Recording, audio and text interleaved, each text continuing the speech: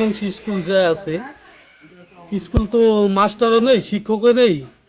এখন তো যেগুলি ছিল ছোট আকারে ছাপড়া করে যে স্কুল খোলা ছিল, ওগুলি তো ওগুলো বন্ধ হয়ে আছে। এগুলি স্কুল কি চলে এই যুগে? এগুলি চলে না। সে ব্যবস্থা ওগুলি স্কুলে লোকই যায় না। এগুলি স্কুল চলে এই যুগে? তো চলেই না এগুলি স্কুল। আচ্ছা। উন্নয়ন উন্নয়ন দেখা যায় যে সেন্টারটাই দেখেন কি উন্নয়ন হচ্ছে, সেন্টারটা এইরকমই ভাঙ্গা অবস্থায় আছে আজকে 14-15 বছর হলো। কিসের উন্নয়ন? এই উন্নয়নের যে কিছুদিন আগে পাইপলাইন গুলি দিল, পাইপলাইনে তো জলে বেরো না, সব বন্ধ হয়ে আছে।